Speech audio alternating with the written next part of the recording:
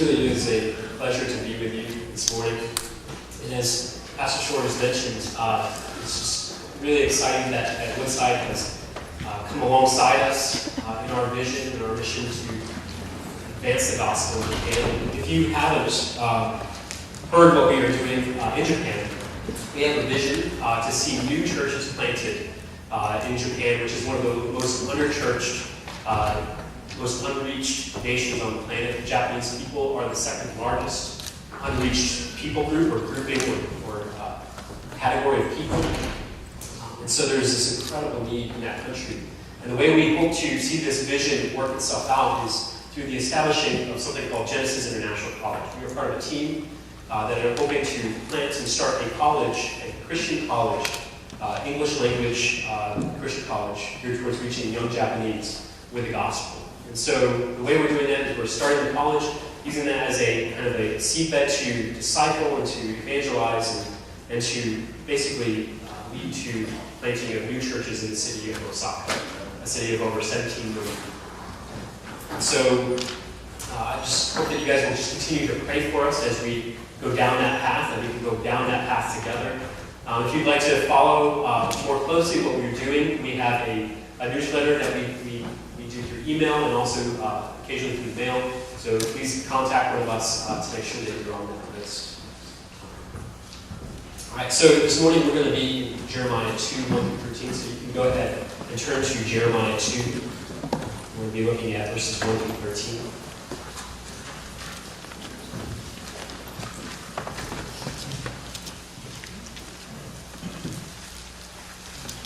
So this morning our theme is the idea of thirst. Thirst is something we've all, in our lifetimes, I'm sure, experienced at least one time when we were just incredibly thirsty, where we have just been, water has been out of reach, whether we've been exercising or it's been a hot day. I can recall many afternoons at Shea Stadium sitting out in the sun and just wishing that the price of water was not $4 a bottle. Just not wanting to spend the money, but thirsting for something to drink. And so much so that you can't even focus on the game. Your thirst becomes so strong sometimes that you can't even focus on what's in front of you. And thirst has this incredible power over us. So apparently, according to Google, you can go weeks without food, but you can only go about 3 days without water. Water is that fundamental to our life. It's, in fact, probably the fundamental substance of our life. And when we're experiencing that thirst, a deep, deep thirst, we can't think about or do anything else. We can only think about where is that next cup going to come from. And we'll even consider drinking anything that looks remotely wet. Hopefully you haven't been in that situation too many times, but if you're lost in the desert someplace and you see something wet to drink, you're going to drink it regardless of what that substance is, if you are thirsty enough.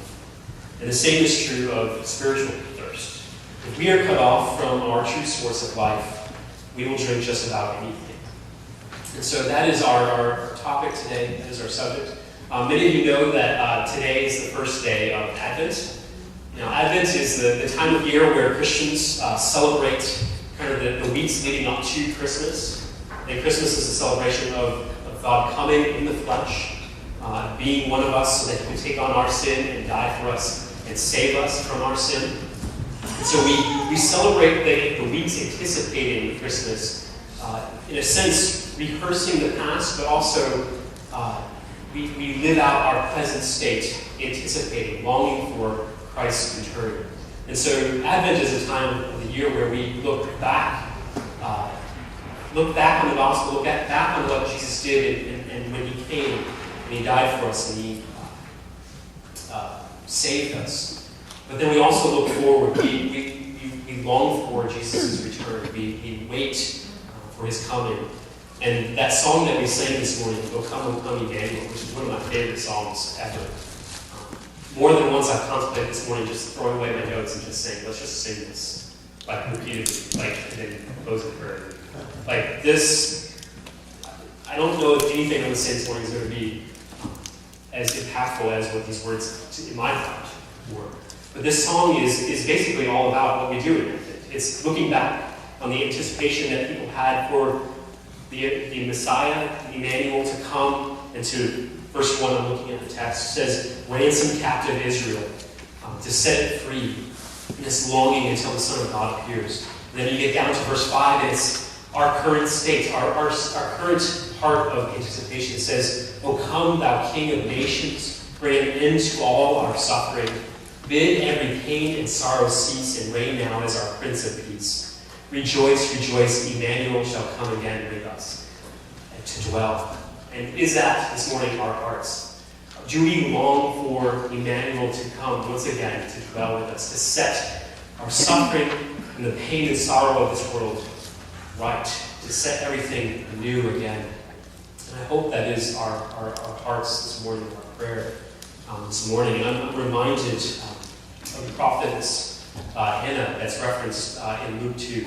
So in Luke 2, you only see this person, this character show up once in the Gospels. Her name is Anna. And she's a widow. She's been a widow for most of her life. She's an 84-year-old woman who, the text says, that she did not depart from the temple, worshiping with fasting and prayer night and day. Now, I don't know how you can go on living in that kind of a state, just going constantly to the temple, never leaving, fasting constantly, worshiping constantly, praying constantly. But this is a woman who clearly is thirsting for something.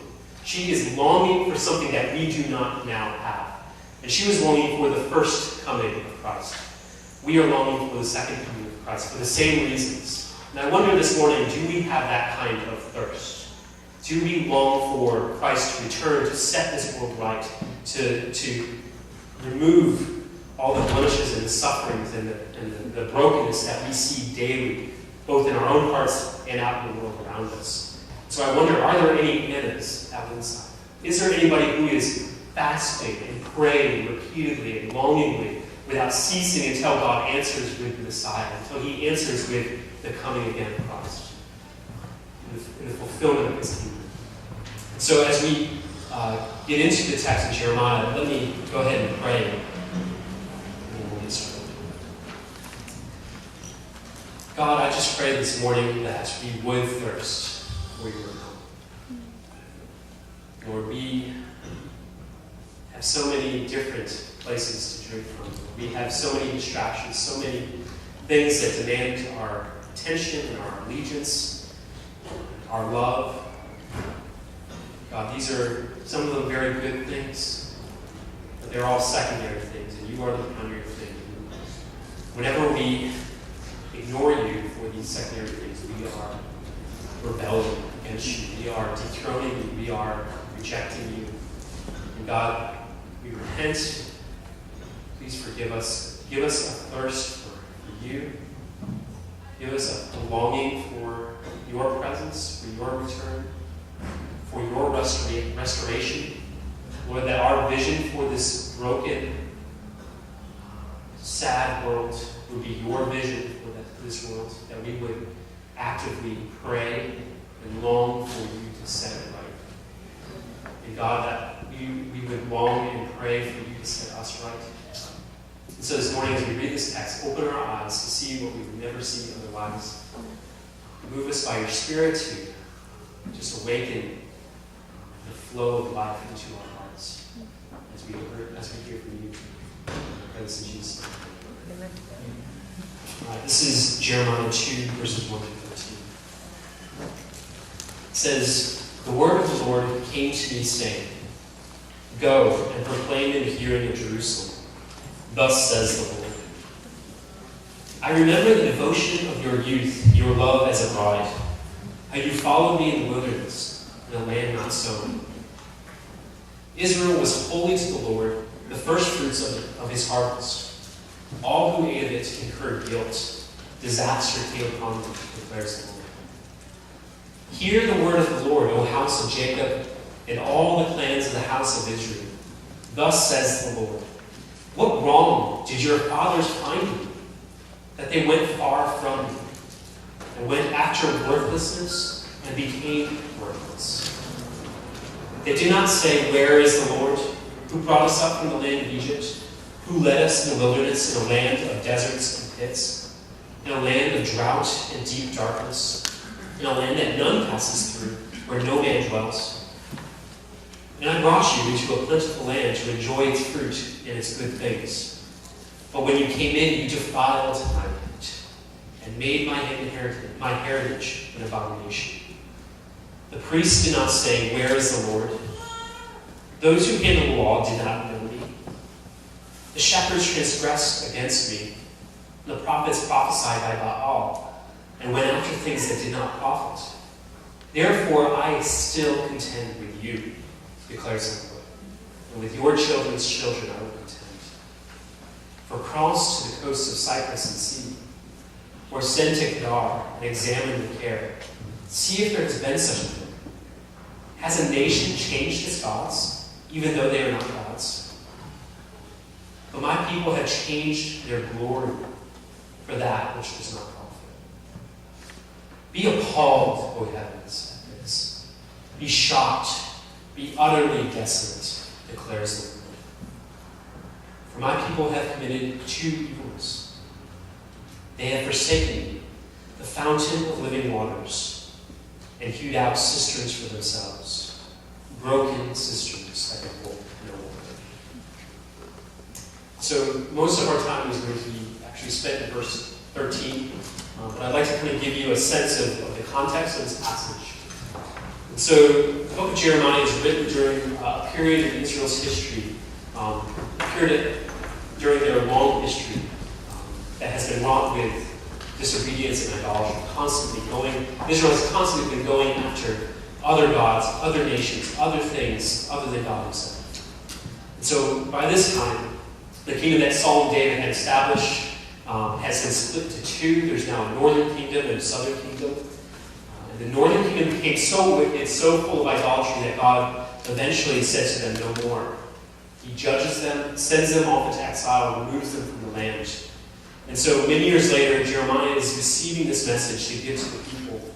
And basically the message is the same thing is going to happen to you, the southern kingdom, because of your sin, because of your idolatry. You are no better than the northern kingdom. And so there's this looming threat of exile, of judgment that's coming. But the ultimate message of the book of Jeremiah is not one of judgment only. The book of Jeremiah is actually a book that is oriented towards hope. There's this running metaphor throughout the text of how God describes what he's going to do. He's going to tear down, he's going to destroy, he's going to level Judah, he's going to level the southern kingdom. But then he says, I'm going to rebuild and I'm going to plant you again. So there's this kind of ongoing metaphor that what was corrupted and broken needs to be finally just destroyed so that it can be cleared away for something new to be built. And so there's this kind of lingering hope throughout the book that despite the looming judgment that's coming for their idolatry, that God is ultimately going to redeem them. He's going to restore them and set them back to where he desires them to be. And so that which is old and crumbling must be leveled in order for something new to be put in place. That's basically the message of the prophecy of Jeremiah. So when we get to Jeremiah 2, the passage that we're looking at this morning, just to kind of run us through kind of just the gist of the text, Jeremiah 2 begins with God recounting the origins of his relationship with Israel. And so we read this, and he mentions the time after the exile. So he goes back to the origins of his relationship with Israel when they were out in the desert, in the wilderness. And Israel had only God to rely on. God, it's really interesting the way he describes his relationship with Israel. It's almost as if an old married couple, the husband is looking back on the honeymoon fondly. He refers to Israel as his bride. And he reminds Israel of, remember when we were back in the wilderness together and I provided for you, I cared for you, and I met all your needs. And it's this kind of endearing, loving, kind of looking back at what once was. And then he goes on. So the wilderness was a period in history where God cared for and visibly demonstrated his protection and provision for his covenant people. But this wasn't enough for Israel. If we know the story of Israel in the wilderness, we know that they were constantly complaining, they were constantly longing to go back to Egypt. It was better to go back to slavery than on to freedom, but having to trust and rely on God every step of the way. And so we see this rebellious people walking with this faithful, constantly faithful God. And so next in this chapter, chapter 2, God recounts how he brought Israel into the promised land to enjoy it. But through the influence of Israel's kings, their leaders, Jeremiah says, your shepherds did not ask for me. Shepherds is another term for leaders or kings or pastor. Your leaders, your kings, they did not question, where is God? Where are you in all of this? And so he recounts how even throughout this period of their life, they constantly are going after and being polluted by idols. And so it is within this context that we arrive at verse 13, which says, my people, this is God saying this, my people have committed two evils. They have forsaken me, the fountain of living waters, and they have hewed out cisterns for themselves, broken cisterns that they built. So here in this verse we have probably one of the most vivid metaphors in all of Scripture for what idolatry really is. It is a rejection of the overflowing source of our life in God, and it is the embracing of empty, dry, broken vessels of our own making. So note this contrast. So the text says that God is this fountain of living waters.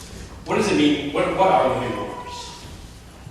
We can over-spiritualize this and say it's God's spiritual life or something. But living waters literally in the text just simply means fresh, flowing, natural water. Like water you're not having to dig up out of the ground. It's like a spring that just flows, maybe a stream flowing down from the mountains. Living water is just fresh, clean, pure water. And so in the time before irrigation and plumbing, so now we don't even think about water.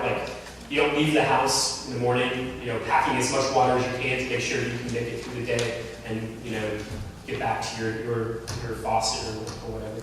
We don't have any fear of drying out and dying of thirst. We're not agricultural. This is not an agricultural context. So we don't think of how are my flocks going to be watered. But before plumbing and irrigation, people were deeply concerned. This is a fundamental kind of question of their life. What am I going to do about water? And so the reason for this is life is only possible where water is available in abundance.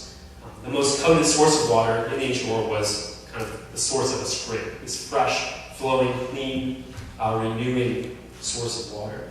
So when God says that he is like a fountain of living water, he is saying that he is the source of our life. He is all we need for security and abundant life. Just like if you were in the ancient world, you would cling to a well, you would cling to a water source. Your family would for generations stay on the land because of the water source that you have access to for your crops and for your animals and for your family. God is saying, I am that source of life and security.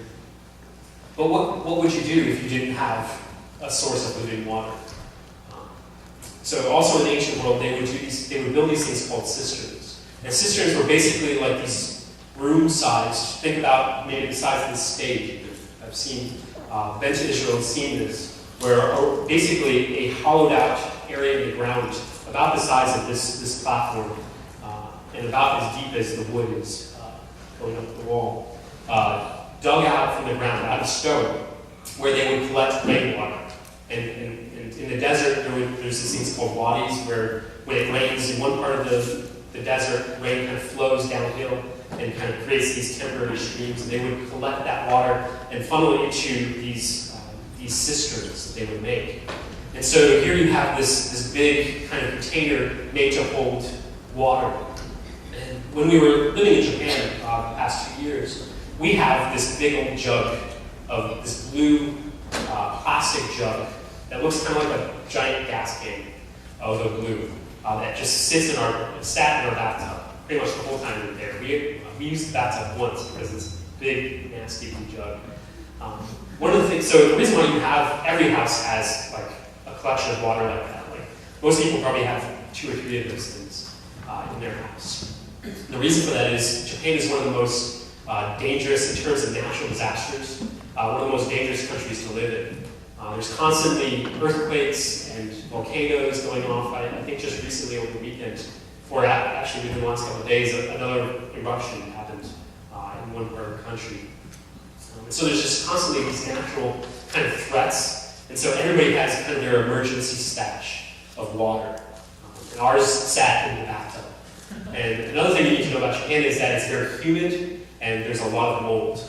So our jug of water that never moves, we never use the tub because there it is kind of slimy, it's got mold on it. And like every time I go in there to take a shower, I'm just like dreading the moment where I have to like maybe drink from that. Because, something horrible is happening and this is my only source of water. I'm just thinking, because I'm slightly germophobic, I'm just like, man, I sure hope I never have to drink from this nasty blue jug.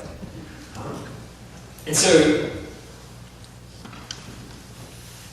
but if for some reason the water in our faucets was to cut off, like say there was an earthquake or something, the pipes got messed up, and we would have to go days without water, we would have to drink from that source. That would be the only thing we would have to drink from. But who would rather drink from a clean, fresh source like a faucet or a stream or something of that nature, rather than something that's gross and stagnant, something that's been sitting there and is just kind of covered and just is an eyesore. But this was the choice that Israel was making. This is what verse 13 tells us, is that they were rejecting God, the fountain of living water, and pursuing other sources of their own making. And this is the choice that we make when we seek other means of quenching the thirst of our hearts that only God can satisfy. But also notice the futility of this. The text says that they hollowed out cisterns for themselves. Not just cisterns, but cisterns that were broken and unable to hold water. So not only, to choose like that slimy blue jug of water over fresh, clean water is foolish. But to drink from an empty blue jug that is bone dry is crazy. We wouldn't do it. So imagine walking through the desert and becoming so thirsty you begin to scoop up sand to your mouth, thinking all the while that it's water. Like you begin to go crazy and think what you are putting into your mouth is actually water when it isn't. If you are currently seeking your life and security, your satisfaction from anything other than God, you need to wake up and recognize the insanity of what you are doing, the insanity of what you are drinking from. And so there are three things that I'd like to very quickly highlight about idolatry from this passage. It's in the bulletin, so if you take notes, you can see it there. First, idolatry is the elevation of any created thing above the place of God in your heart. Second, idolatry is a re-engineering of what God created you to be. And third, idolatry erodes our ability to experience or to distinguish between the good gifts of God and God himself. So we're going to look at those each one individually briefly. So number one, idolatry is the elevation of any created thing above the place of God in your heart. God's claim on your life is total, it's complete. There's not a single square inch of your life that God does not say, this is mine. And so anytime we attempt to compartmentalize, we try to say, God, you can have this part of my life, but this part of my life, you can't have any part of it. Or I get to make the decisions. If we hold veto card over God and say, yeah, God, you have a lot of great things to say, I like this and this and this, but this, veto card. I don't have to follow that. I don't have to obey that. We are dethroning God and elevating our own thoughts, our own desires, our own wills in his place. And Hudson Taylor, the famous missionary, said it right. He said, God is either Lord of all or he is not Lord at all. And so when we try to compromise, we try to make God share the throne with God, we are dethroning God. There is no such thing as sharing the throne in relationship to God. So he's either Lord of all or he's not Lord at all. Number two, idolatry is a re-engineering of our created purpose. Earlier in verse 5, we read this. We read that Israel went after worthlessness and for self became worthless. That went after worthlessness and became worthless. The result of going after idols was that they became like what the idols they were going after were. And there's this truth that occurs throughout Scripture that we become like what we worship. When we worship dead, lifeless things, we become in some small way, in some real way, dead and lifeless as the result of that worship. We are transformed by the things that melt our hearts. The things that we long for the most transforms us. So when we look back at God's relationship with Adam, his creative design with Adam and Eve, before sin and separation came into the picture, we see that there was a closeness and an intimacy that only mankind was allowed to experience. And it was within this context of intimacy and closeness that Adam was given this incredible mission within creation. Adam's role within creation was to live in close enough proximity to God as to reflect his character and will through creation. Adam and Eve were and us by nature of being descendants of Adam and Eve, were created and designed to reflect God's character in connection to God, reflect God's character to the rest of creation, to reflect God's will for his creation within creation. And so it's within that close proximity, and we see this in the garden, in the early chapters of Genesis, how God would meet with Adam and Eve, that God gives Adam the task of naming all the animals, and in the sense of the text is that God is standing by, he's watching, he's seeing what Adam is doing firsthand, and he's present, and it's this sense of closeness and relationship. And so this interesting fact, thirst is not a byproduct of the fall. We do not thirst spiritually because of sin. We were created to thirst. We were created to long for and thirst and be in a relationship, be satisfied by God. And so we have this ongoing desire to be filled, and because of the fall, because of idolatry, that desire is corrupted and broken. And so that brings us to number 3. Idolatry erodes our ability to distinguish between the good gifts of God and God himself. Or to put it another way, idolatry is the infatuation with a shadow at the expense of the reality of something. We are infatuated with the things God gives us, the things God provides for us. There are so many wonderful, great gifts. Everything, every moment that we are alive is a gift from God. God brings so many good things into our lives. But when those things become ultimate things in our lives, they replace God in our life. They become idols that we seek for comfort, for fulfillment, for satisfaction. And so idolatry erodes our ability to distinguish between the good gifts of God and God himself. C.S. Lewis famously wrote these words. He says, I quote, "We are half-hearted creatures, fooling about with drink and sex and ambition, when infinite joy is offered us. Like an ignorant child who wants to go on making mud pies in the slum, because he cannot imagine what is meant by the offer of a holiday at the sea. We are far too easily pleased. We are far often way too pleased with what the gifts are rather than the giver. We love, embrace, we cherish, we elevate the gifts, but we ignore the giver. And this is what idolatry does to us. So it is important also at this point to note, I've referenced this, that idolatry is not just the worship of bad things. Like when we think of idolatry, we have this kind of archaic picture of like someone bowing down to a statue, or maybe we have this idea of, we make idols in our life like going after money excessively, or power, drugs, things that are bad in our lives, or that we see other people going into that we say, oh, that's a bad thing. But idols are more often in our life, they're good things that become ultimate things. They're not bad things. They're good things that God created for us to enjoy and experience, but we make them into idols. Our hearts churn them into idols as we make them into ultimate things. Tim Keller says it really well. He says, the human heart takes good things, like a successful career, love, material possessions, even family, and turns them into ultimate things. Our hearts deify them as the center of our lives, because we think they can give us significance and security, and safety and fulfillment if we attain them. So even good things can become bad things in our life if we make them into ultimate things. Augustine, in his book, Confessions, says it this way. My sin was this, and it summarizes a lot of ideas. My sin was this, that not in him, in God, but in his creatures, myself and others, I sought for pleasures, honors, and truths, and so fell headlong into sorrows, confusions, and errors. So this morning we are far too often easily pleased with the cisterns of our own making, even though the fountain of living waters invites us to drink and be satisfied in you. And so we all do this. We do this constantly.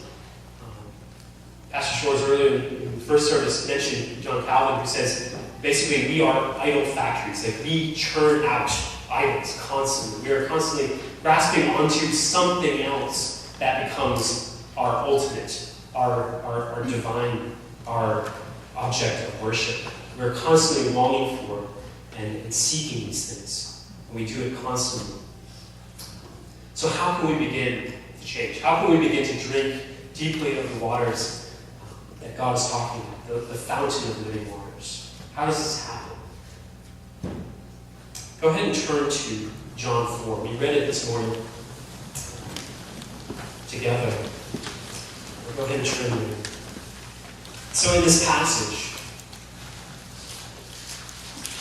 there's a lot of really interesting things about this passage. So here's Jesus. He's sitting at a well. His disciples leave and he's all alone. And here comes this Samaritan woman. And Jesus, when he sees her, says to her, "Give me a drink." And the woman is taken aback by this. Jesus is very famous for kind of these social faux pas. Jesus doesn't really care what we think is proper and nice and clean or unclean. Jesus, doesn't have that same filter that we do. He doesn't seem to put that same weight on things that we do. And so he approaches this woman and says, "Give me a drink." And this woman, John says, she responds, "How is it that you, a Jew, ask for a drink from me, a woman of Samaria?" And then he puts in this little note, "For Jews have no dealings with Samaritans." Because John's writing to people who don't maybe know a lot about the culture in the region that he's writing to. And so it would have been second nature for Jews to completely ignore, to completely not even look at a Samaritan, let alone a Samaritan woman. For Jesus, as a Jew, to talk to a Samaritan was completely subversive, completely outside of the norm, awkwardly so.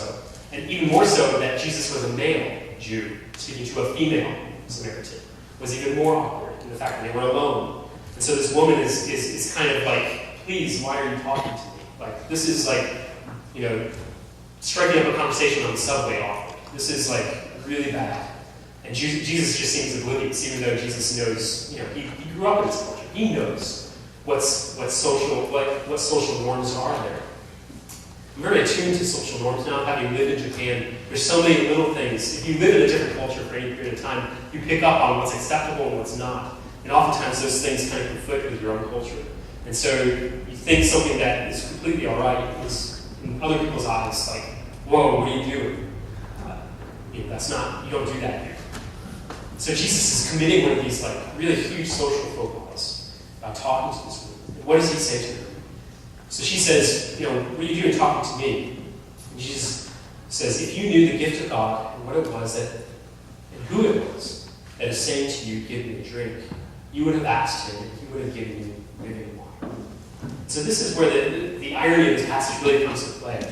Here we have Jesus, God incarnate, talking to this Samaritan woman, asking her for a drink, when as we read on further in the text, and we read it earlier, he's talking to a woman who is incredibly thirsty herself. He's saying to her, if you knew the gift of God, if you knew what God had to offer you, and you knew who it was that was standing before you right now, you would ask me for a drink. Because Jesus, he's getting into this conversation not out of just kind of blundering around, not out of accident. Jesus is confronting this woman who is incredibly thirsty herself.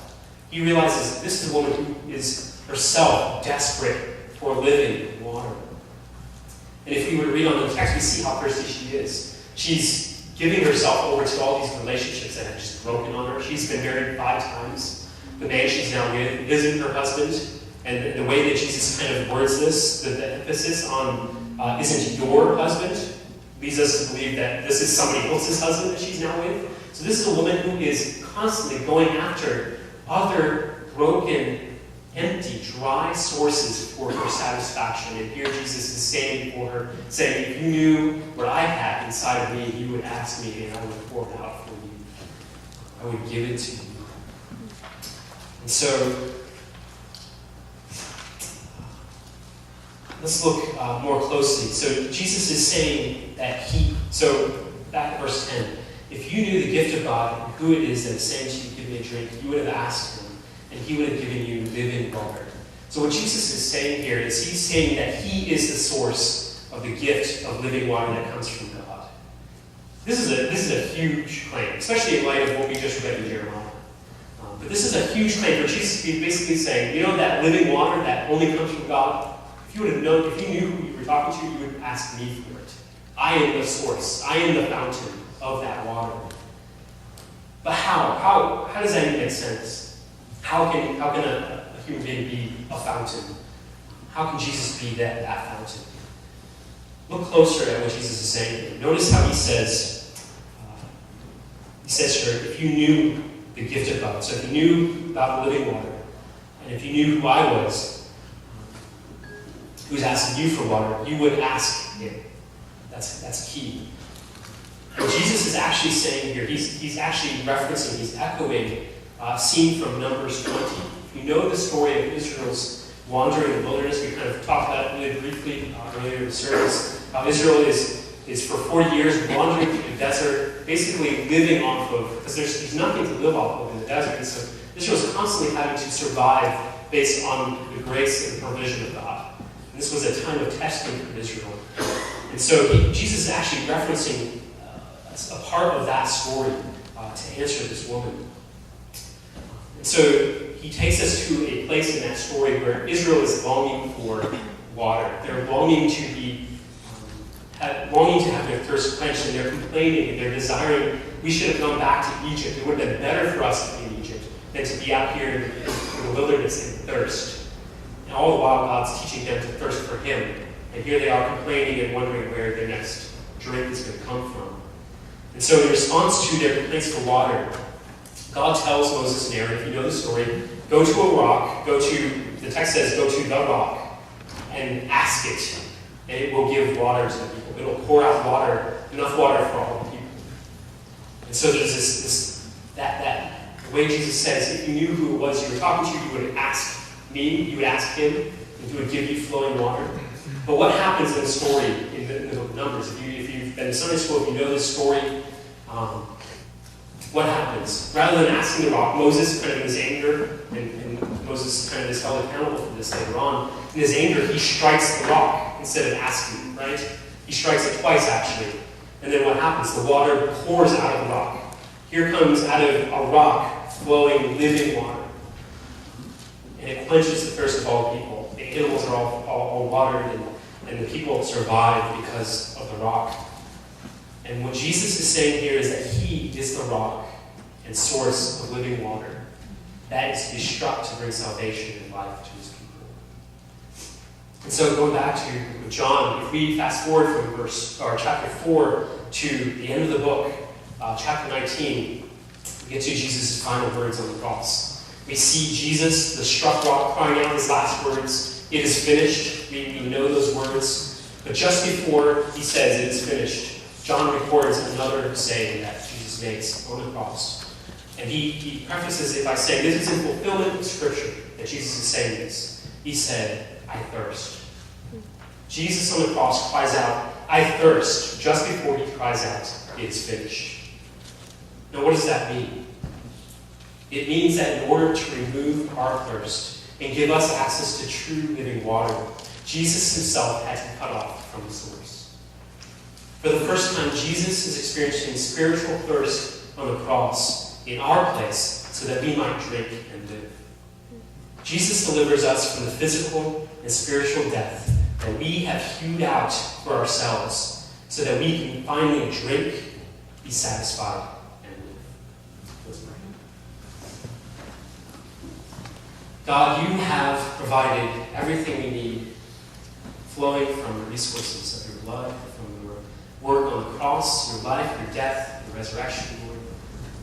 Your work is the only thing that gives us access to the fountain of life that we find in you alone.